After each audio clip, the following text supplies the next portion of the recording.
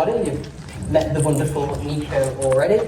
I'm James Ashby. I'm one of the solutions engineers from the London team over in the UK, and we've flown these guys out to talk to you and tell you all about their story today, about how they went through this successful transformation of standardizing and globalizing their continuous improvement initiatives, obviously across 3 different companies. Achieving this globally is really a big thing, right? So well done, guys.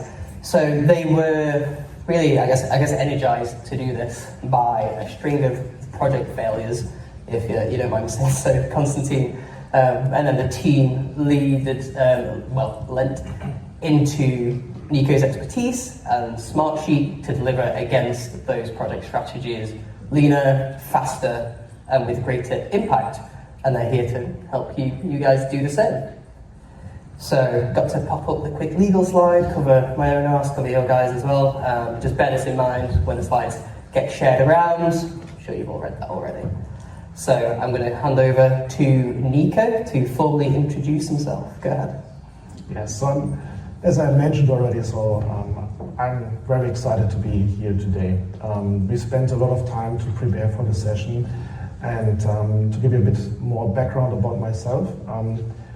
I worked more than 20 years in the automotive industry. I run their different roles in smaller companies, but also in global corporations. I was focusing mainly on manufacturing and operations, but also I was working in purchasing departments. So I got a lot of experience in terms of like best practices, what is running good and what is not running good in companies. And like 4 years ago, I decided to take the knowledge what I gained and deliver it to our customers, because I saw that often failures happen again in companies, and I think there we really can help. So besides this role, I'm also a lecturer for business information systems in the University of Stuttgart, and in this way I can combine practical things also with theory, and I can deliver information and the best practices also to the next generation. And I'm working with brilliant customers and partners like Konstantin, who will introduce himself now. Thank you, Nico. Yeah, my name is Konstantin. I'm the head of FEW Automotive Group project management team. And today I have the honor to guide you through our project management system, how we set it up for our 5 different plants on the 3 continents. And yeah, happy to be here.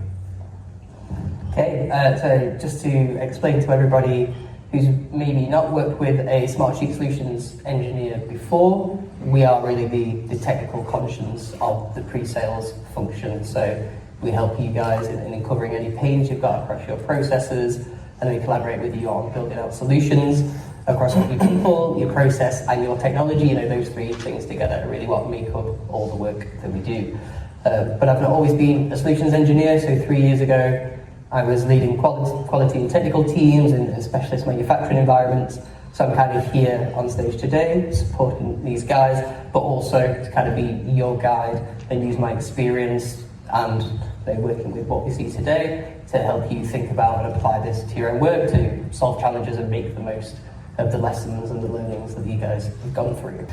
So agenda, what we can really expect from today, the way I've laid this out is really the questions that I would have if I was sat out there with you watching this talk. So, why are you here? What are we doing? What journey did these guys go on, and what did it lead to? And then what can we take from this and actually apply to what we're doing ourselves? So to kick us off, section 1, I just want to give you a bit of context on how Smartsheet is already being applied across manufacturing. So just to kind of set the stage of where we are, this slide's really here to answer, is any of this going to apply to me? And I can safely say for a lot of you, yes, it definitely is. This scale that we see on the screen, this is how we see organizations evolve with their experience, their adoption of Smartsheet and the different capabilities within there. But the main message is no matter how simple or how complex your processes are, there's always a journey to go, and it doesn't matter which end you're starting at, there's always a journey to undertake to bring people along with you and make those changes. And this all starts with empowering your teams to work smarter, not harder, every single day, before you can then reap those rewards of this kind of thriving enterprise spanning solution. So just one example of what this journey has delivered for big successful manufacturers already. So Oerlikon, they are a big global company. You've probably heard of them at some point. They're actually headquartered in Switzerland. They've got like 11,000 people. They're across 37 different countries, so lots of impact there. And really their project strategy was all based around who screams the loudest. So they started by setting up a project management office function to handle all of that, before they then realised that this needed a robust technical solution to support it, so everybody working across these teams could align on that kind of same source of truth and the overall vision that the company were trying to achieve. And of course they did solve this. They arrived at a standardised templated process across IT, PMO, business functions, equipment servicing and maintaining their different workflows. And that really sort of sped up decision making, led to better operational outcomes, and it gave them this kind of total transparency throughout, which is really important because, as we'll see many times through the talk today, involved users are engaged users. And this kind of direct alignment, both top down and bottom up, really benefits the people that are working within the process, and they are really going to be the focus today. We want to make people, in their work, in their jobs, we want to make their lives easier and make it simpler for them to show their own impact, and that is what is going to keep them engaged and contributing to the success of your work. I'm not going to read all these out one by one. This is kind of in here as a reference for you guys. Obviously the focus today is going to be on applying a lean project management framework for continuous improvement, but these are other specific process examples where we've helped lots of other users like yourselves drive positive change. So if any of these prompt any ideas and you want to reflect on any of the lessons and see how these apply to your own work, please come speak to us after. We'll all be around at different points, and I'll tell you towards the end where to come and find us. So we've had there a little taster of where this journey can take us, but now we're going to go through a detailed story of getting there with Nico and with Konstantin, our two handsome gentlemen. Over to you. Yeah, thank you, James. Yeah, let me introduce FEW Automotive Group to you. We are a German manufacturing company, and we are a global leader within the automotive glass connectivity manufacturing.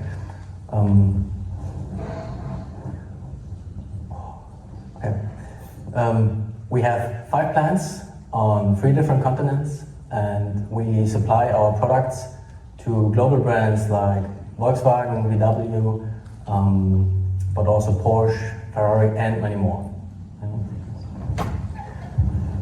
Within our portfolio, we manage more than 1,000 products with more than 100 new products starting every year.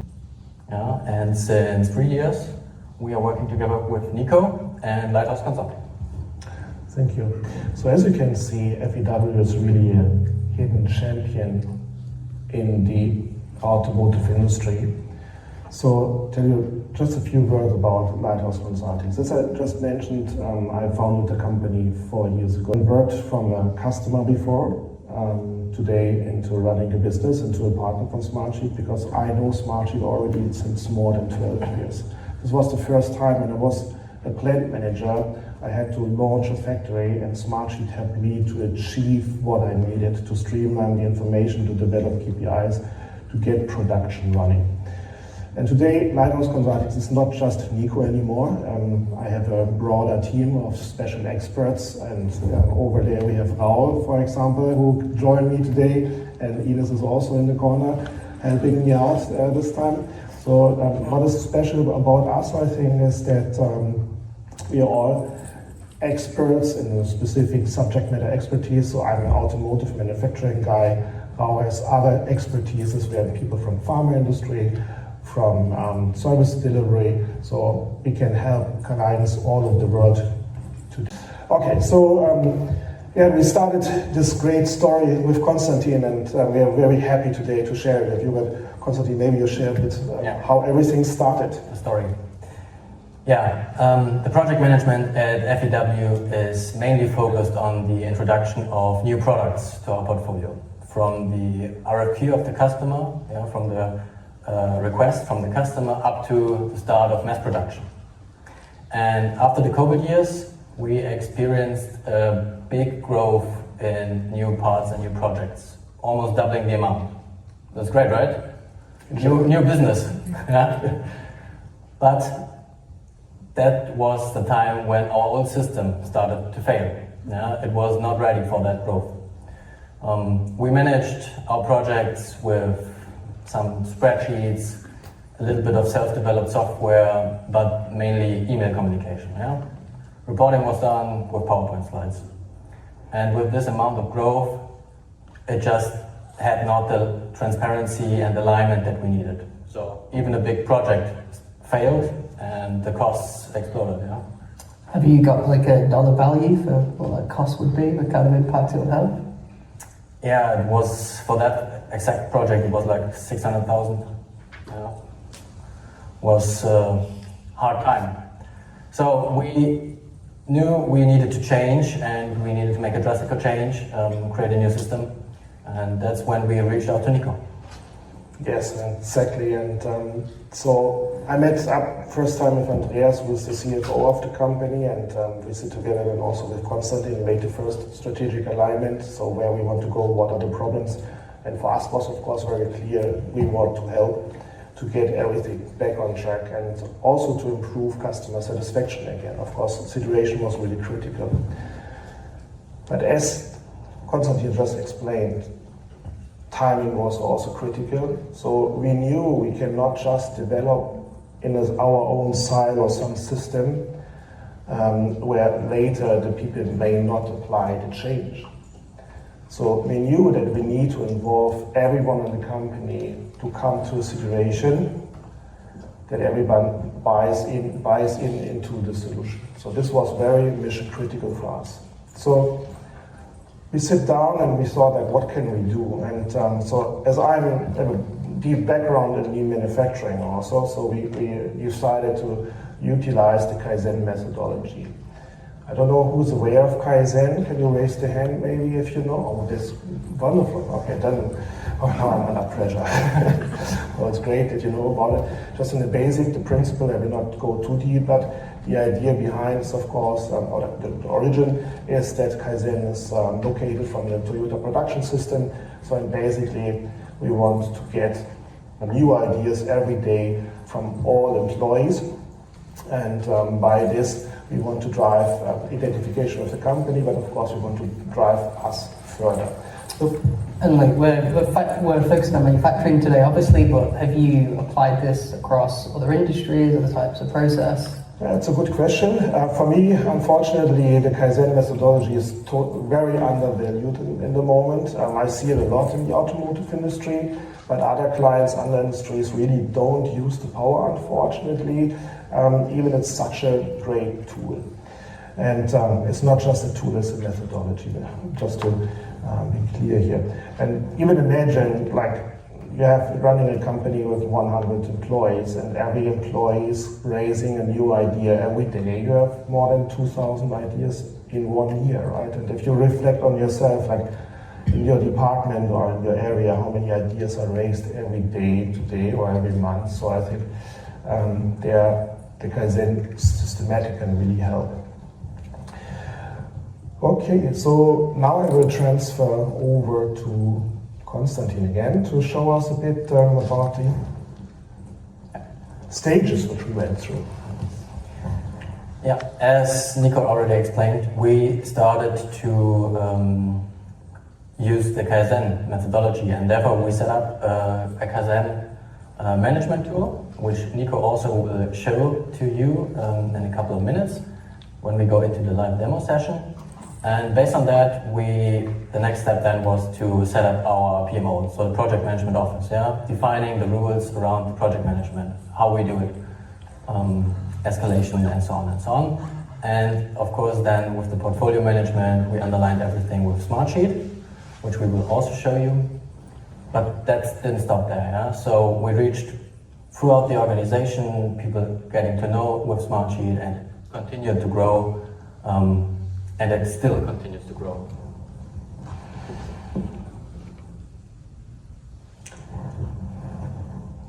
Before I started to go to university, I was an apprentice. And I was working in chemical operations, and we had these machines which always failed. And I was very young, and I wanted to help, I wanted to solve the problem. So I wrote down different topics like when the machine breaks down, what is the failure, all this kind of stuff. And with this paper, I went to the supervisor and said, Mr. Bretsch, I think I have some ideas I want to share with you. And he said, like, Nico, you're not here for thinking, you are here for working. And it was like, scheiße, that's not the right way for me for work for my future. So I started to develop myself and went to university and do other stuff. But unfortunately, in my career past, I see this happen so often. People in organizations, they have ideas, they share it with their leadership team or with the superiors, but they don't get implemented, they don't get feedback. And what happened in these cases is, of course, I didn't make any more suggestions in this company. And so you start to resist, right? You're doing your own thing. So that means on the other hand side, I think it's important to utilize the most important asset which we have in a company, and this is the people. By driving ideas through the people, of course, we can improve every day more. And Smartsheet helps us with this. So you can see here this simply dashboard, which is actually just in the back there are like 2-3 sheets and some reports. So what we're doing here is we are tracking like in which location, we have what kind of Kaizen event, we are looking what kind of Kaizen ideas we have in the pipeline. And of course, in the back of it, with automations, we are sure that the people who transfer ideas get a feedback what's the status of the idea, if it's implemented or not. And we assign automatically people and responsibles, and even if an idea is not worked on for 1 week, we escalate it to higher management. So in this way, Smartsheet is a great way to help to utilize the ideas of the entire team. And how do you make sure that everybody across the company, like, are they out on the shop floor, like working in the offices, like how do you make sure everybody can get to that and can submit those ideas? Yeah, that's, one of the big strengths of Smartsheet. We can utilize, of course, the forms. I don't know, I guess every one of you know the forms. What I like especially, and if you don't have Wi-Fi connection or internet connection, of course, you can also use the offline possibility of forms to submit, and then later the information gets transmitted. And then even what's coming up now with the AI, that you have like speech to text, so you can fill automatically a form, so even this gets much stronger. That's a good way to collect the ideas of the team. Really enjoying it. But important is, of course, the solution, what we implement, is not difficult, right? Because it's not complex. So, but we need to understand, like, this is an organizational transformation, because focusing on people, focusing on their ideas, is really something different that a lot of companies do. Okay, so now I will transfer to Konstantin, who will tell you a bit about our PMO process. Okay, let me tell you a little bit more about, now we go a bit more into project management. So in the automotive industry, the introduction of new products is highly standardized and well developed. There are many milestones between the customer and the supplier. There are standards like the VDAs, and you even get certified to be a supplier within the automotive industry from the IATF. So you have to follow a lot of rules. Some main milestones are, for example, prototypes, off-tool samples, also the PKP documentation, and the start of production, of course. And those milestones, they build the framework for what we created with Nico. We call it a gate system, and we separated those time frame into 5 phases, and those phases cover the deliverables we use in each project, and of course the phases then end with a gate to review the status of those phases. Are we on track? How's the project looking? Budget is good, timing's fine. Do we need to reprioritize anything? And this builds the backbone of every project. So, even this sounds maybe complex. I don't know who of you is using a gate review system, who have it in place. Okay, not less than the Kaizen, that's interesting. So maybe opportunity there.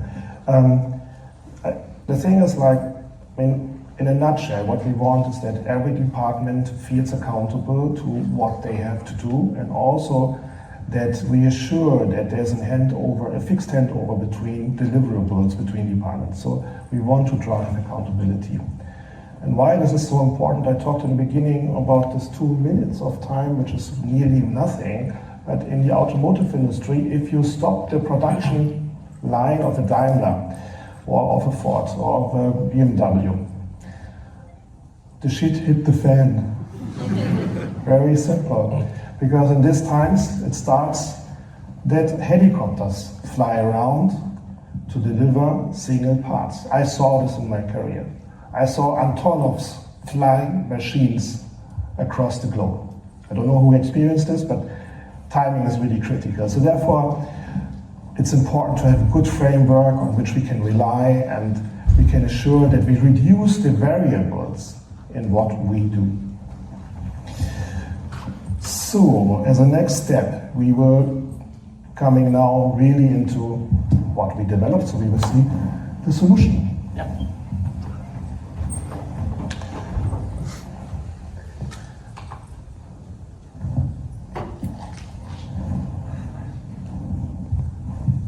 Okay, good. So, as already explained, after Kaizen, we started to work around the ideas of the project management system, how we need to work, that we achieve success within our projects, which is completely linked to customer satisfaction. And one of the first things we did was to also restructure our organization. Previously, we were organized within the sales team. So we dealt with the customer directly for quotes, for calculations, but then also took over the projects until series production. And we split up into key account manager, dealing with the customer, and with project managers. And that needed a reliable way of transferring information when a new project starts. So we set up a dashboard, which you can see behind me, which has a form which will transfer this information, and this is really the birthplace of every project that we have. So one starting point from the sales team to the project managers. Of course, some automations behind that to automatically inform the project managers, or even get just a release for the project. Also on the dashboard, we have a couple of, or the most important processes, so we just link to other dashboards that we use in our daily work for reporting or for overseeing things, for the project plans, for basic rules, and many other stuff that we use in our daily work. So I, for example, like to start every day with that one and then navigate wherever I need to go in that day. Let's move to the highest level of information. Perfect. Yeah, so this is the portfolio overview. It's the highest level of information within our project management system. We use that one mainly to link the strategy of the company to the execution, to see if we're on the right track with our projects. On the very top, we can see how many projects we have coming up within the next couple of years. So we structure really for the timing with start of production, and also the amount of new parts. What we can see further down, if you can scroll a little bit down. I am on track. Good. we can see the product categories that we have, the level of complexities that we have, and also the global localization, so that we really can see if we are on the track with the strategy. That complexity level is something I've not really seen used at tons of companies, so why is that important? Yeah. Not every product that we have is the same. So in the very beginning I said we have customized glass connectors. Yeah? So it can be very different from what we produce for a backlight of the car, for de-icing or defogging, to a PDLC connector for a car roof, which is way more complex and complicated. So we decided to create 3 complexity levels: standard, adaptation, and development, to tailor our projects to the necessary volume around it to manage those projects in the best possible way. On the PMO dash, I also added the health overview, but also only on the very top level. Yeah? So when the C-level asks, okay, do we have any projects here? I added some examples here, that you can see how it looks, but they're just for the very high level. And it's not the real data, because today they don't have real projects. Yeah, that is it. Yeah, confidentiality. Yeah. Okay. Good. So we drive one step even below, and we will look now into the sheet structure. Exactly. Yeah. Also some example information within one of our project plans. We created together with Nico. A couple of things that work really well for us. This is what I want to share with you. Okay, everybody knows how to set up some project plans, whatever. You set it up. I just want to get the information to you what works well for us. Yeah? So as we said, timing is key. We added the main milestones, the ones that are really important for the project success, to the very top. Yeah? Bring like the PPAP documentation and the SOP and the budget to the very top. Then we have the health column, which we defined to be automated. So the health is defined by a formula, which is looking to the deviation of the actual deliverable further down within the plan to the milestone. And then of course some automation to get the escalation process running, and if I'm informed for this escalation, I can review with the team together and see, are we really red? Do we have a real problem? Do we need to take actions immediately? Or maybe, okay, we know what's going on, we have it in control, set it back to yellow, that's fine. But does that exact same logic across the health, does that apply to every type of project that you do? Is it something you can standardize? Yeah, of course you can set it up for everything. In the moment we use it for the product introduction, for the projects. The engineering guys now for the machine projects, they use it a little bit different, because they don't have those big amount of projects, but things take longer. But yeah, that's how we do it. Great. Also, what we can see here implemented is the different gates which we have, right? So you can also have it structured here, that all the deliverables are resonating with one gate. And I think interesting might be for you guys, we have here in the back some system columns, Konstantin, right? Yeah, there are of course some technical columns that help us with pulling reports. One of them that we want to share with you today, we use this children column, which shows if there are any children rows beneath. Helps us to answer the questions, how many deliverables are delayed within each gate, which in each case. Yeah, so that's one that works nice for us. Yeah. Exactly. Are you all aware of the formulas, or is this something new? Or it's very helpful, especially this ancestors thing here, for what you utilize this ancestors and children, and then you can connect the phase, because then the formula says it's just will continuously write the hierarchy level in which you are. I can explain it later if you have a question.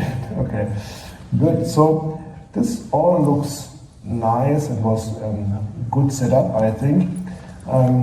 So all that same kind of functionality as well, that's all going to apply to different business functions, different processes? Like, is that just, or is this just for your manufacturing projects? Yeah, of course, we shared our experience with the company. It spreads, yeah, so people get to know, like I said, the engineering guys now, of course, use it for the bigger projects, like building a new machine for any kind of process. But we also run it now with the accounting team, yeah, for example. And yeah, they ask what works well for me, and then we can just adapt it. But of course, the presentation looks nice, the sheets look nice, but of course we had also problems during the project because we needed to move on this very accelerated speed. And if you do a lot of changes on speed, it's easy to lose the people. So, and even we have this Kaizen idea implemented, still we faced a situation that we didn't have everyone on board. So once we realized this, we started to make workshops with the people in order to identify through the value stream mapping, like what are the really time-consuming tasks, what are the non-value adding tasks which the team has to do, especially now because we needed to run more projects than before.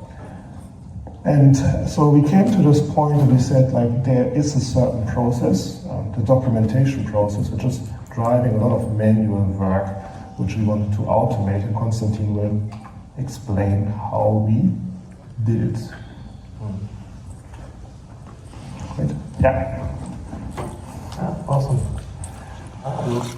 So the framework was set, and then of course we had a look, as Nico explained, what is very important, what is a process that reoccurs within each of those projects, but is not running so well. You know, we get the feedback from the team again, so we took everybody on board who's working on that, and we realized that the end of the pre-serial phase, when the design of the part is frozen and the administrative work starts, like putting data into the ERP system, signing off the drawings, starting with the PPAP documentation, that was something which was not working well.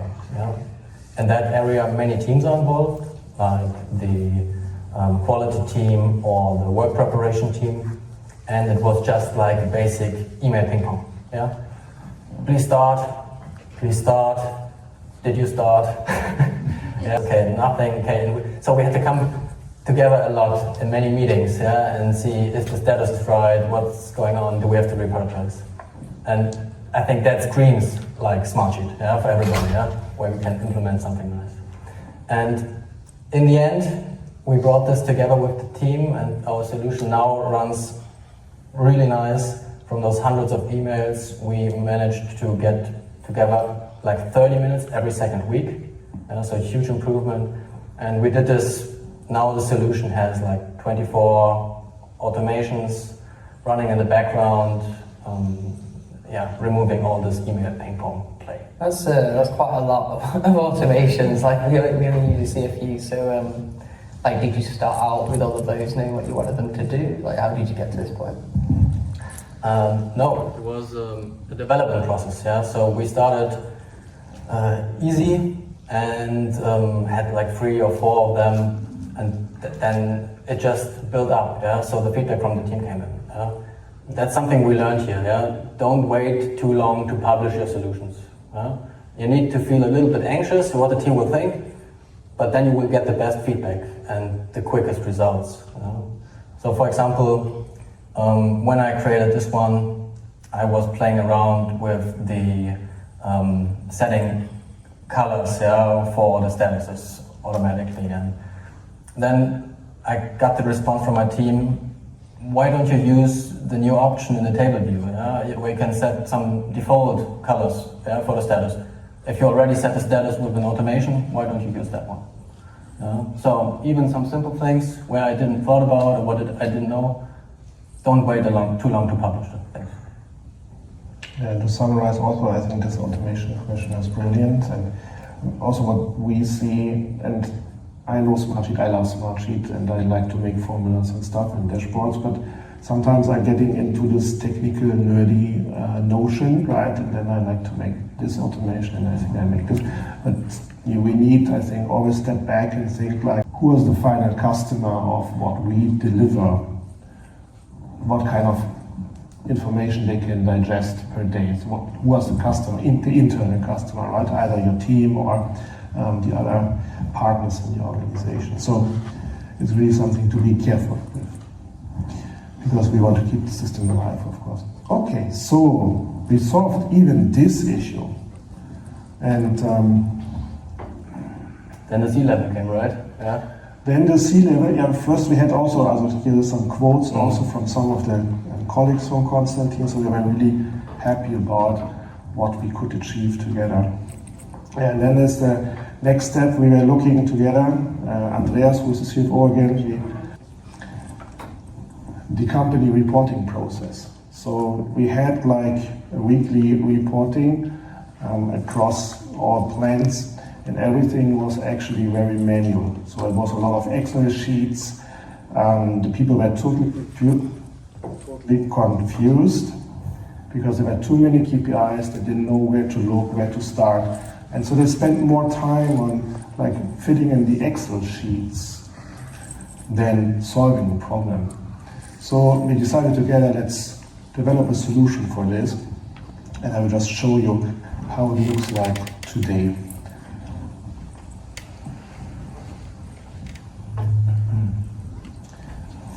Can we see it? Yeah. So out of this Excel sheets, we developed this dashboard, which contains some very simple and standardized KPIs, at least in the automotive industry. So it's called this SQDCP dashboard: safety, quality, productivity, performance. I was right? Yeah. Delivery, I forgot. Okay. So for us, it was important really to have these KPIs very simply visualized and very easy to indicate where we are. So first is the design, of course, so this was simple. The second part was we wanted to have an easy adaptation. So therefore, on top you can see we have like just 3 simple reports. And one of the reports is my tasks, and I guess everyone know this. My task, right? So a Smartsheet can automatically adapt to the user who's in front, and then you can have the right information for yourself. So in this case, it's a sample data, of course, so these are my tasks. And then on the other hand side, no, I need to switch back. And then we have here as a next report, the new input. So that means we wanted that the people have the same experience in filling in the data like they had before in Excel. And this is exactly looking the same structure like before in Excel. So we have these different KPIs, and then we have here the targets, the actual results. And here we are coming to the important point, because it's not about making nice KPIs into a dashboard. It's about changing something with this KPIs. So KPIs are a red line where you want to go. But if you are deviating from this change, you should apply an appropriate problem-solving process. You should define tangible actions really to change. And so here we utilize Smartsheet, of course, to drive this adoption in the organization. So you mentioned like the time pressure from the C-suite there. So yeah. How long did it take to get this in place? It just took 2 weeks. That's pretty fast. Yeah. Did you struggle bringing people along with you on that to get that adoption? 2 weeks is fast, and the solution is not super complex. It has some tricks inside, but it was not difficult to adapt people to utilize the system, because we have just 3 buttons. And we make some video how to input the data, so this was quite easy to be resolved. The much longer journey, and this is a continuous journey, it's exactly what I said before. How to solve the problem. If I'm deviating, what is the methodology to solve the problem? So in the lean manufacturing universe, we have methods like the 5Y or Ishikawa to help us to understand what is the real root cause of the problem and then to work on it. So, okay, then we're coming back. Yeah, so you said that wasn't particularly complex, but those charts look look quite complex, just a little bit. Yeah. Also, I think behind, just to explain, is just one dashboard, several reports, and then it's like 3 sheets. So one sheet is for the target setting, one sheet is for putting in the results, and the small tricky part here is like, if you look, this is a weekly report and you just see 30 weeks now, and it's like automatically changing. So if you're in the third quarter, it adds more rows. If you're in the first quarter, you have less rows. So it's automatically adapting to the viewer, and also for typing in new information, it's automatically updating. So you always get the information where you today or this week need to update your targets.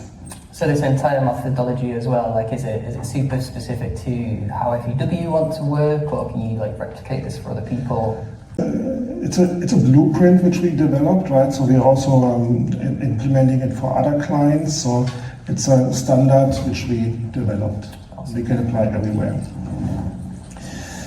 Okay, good. So let me come back as we also resolved this problem. Of course, we went a bit further than even not just from the weekly reporting, also to monthly reporting. And next week in FEW, there will be the board review with the shareholders and even like the strategic planning for the next year. We have to get it today implemented in Smartsheet, but of course this we are not allowed to show. Yeah. Okay, good.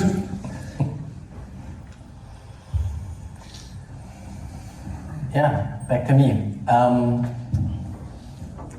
We didn't stop there. So in a manufacturing company, the people that really create the value of the company are the ones that produce the products within the shop floor. And of course, Smartsheet can also bring in a lot of nice things in that area. We don't have the time to explain all of those today, but we just wanted to explain them here quickly. And we are very happy to share them with you whenever we meet, maybe after that one, at lunch or at the coffee or at the mixer today. But 3 examples that are in place at the moment within the shop floor are like the shift book to transfer from early shift information to the later shifts, like if there was a safety accident or like machine downtime for some of the root causes, whatever. We have like a ticket system for the exchange of dies on machineries. Yeah. So to request the exchange from the technicians and to schedule. And the third thing is like a sample part management. Yeah. So for sample production, we also run from the series lines, and to organize that one and to schedule that one, we created this system.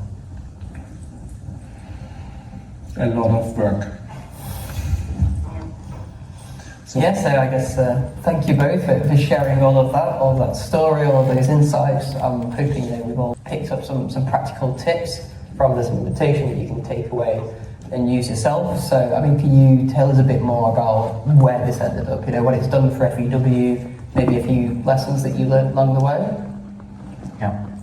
Of course, not everything went perfectly fine from the beginning. Yeah, so there were, of course, drawbacks and naysayers. Some people take a little longer to adapt to new things. Probably everybody's aware of that. And change, most of the time, comes with a little pain. Yeah?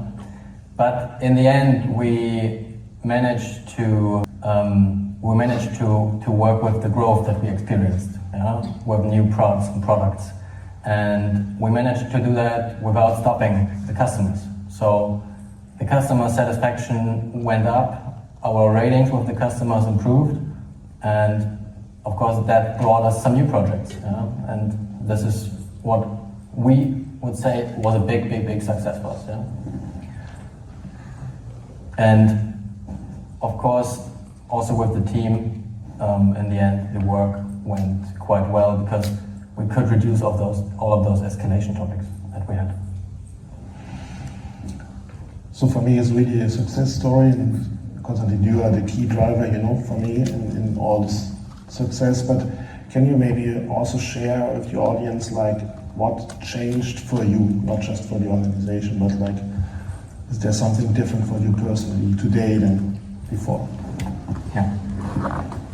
Yeah. First of all, I got a little promotion. Which was nice. To take over the responsibility and to take over the change management, getting together with the team. I learned a lot of things along the way, how to work with people and how to create new things. And I would say also the team, or the teams came closer together. If there is chaos, if there's structure, if there's chaos, if there's escalation, everybody's stressed out all the time. You just don't like your colleagues anymore, and probably normal, I think. It is. And with the system, we could solve many of those things. And so the team came closer together again. We worked better together. The standings also with the customers from the team is easy and has improved a lot. So that was a big benefit. The motivation of the team and the overall. Right. Nice. So we have 13 minutes left, and so we're on the way to wrapping it up. So you can meet us during the course of the next 3 days. So we will be here until Friday. As I mentioned before, we have some blueprints, we have some ideas. We're doing workshops. So if you have further questions, don't hesitate to just talk to me, talk to Raul, Ines, Konstantin. So we are happy to share more. And thank you, James, so far. Any more announcements before we wrap up and get on to any questions? Thank you. So this evening, as part of the welcome reception, there's a construction manufacturing mixer. You can come talk to Konstantin, Nico, lots of other customers in the space. Chance to get together, speak to everyone, find other users and see their own stories and what solutions they're using as well. I think that's one of the biggest benefits you get from a conference like this, right? Is from hearing from each other. Tomorrow we've got a meeting as well in the lunch on level 5, so same kind of thing, but instead of drinks, sit down and have a bit of a bite instead. And finally, for anyone that's focused on measuring performance or harnessing deeper business analytics, there's a great session tomorrow hosted by L3 Harris, where they're using AI and Python to leverage some more advanced living workflows. That's tomorrow at 4 p.m. in Ballroom 3. And of course, if you've not been down already, I'll be around the booth most of the day, and the 4 or 5 people on my team all got experience in either construction or manufacturing and providing those solutions to customers. So come talk to us. I'm sure Nico will be hanging around to speak to you as well. And last ask for today. I've promised Chris, who's just left, that I'd do this, so I'll best see it through. So if you enjoyed our session today, or even if you didn't, we want to hear that feedback. So please give that QR code a scan. That's going to help us, help you by improving these events in future. We want to see you next year again, so we need to know what to improve. Okay, so on to questions. Anybody? Just put your hand. It was really a pleasure to have all of you here. Really exciting. Thank you very much.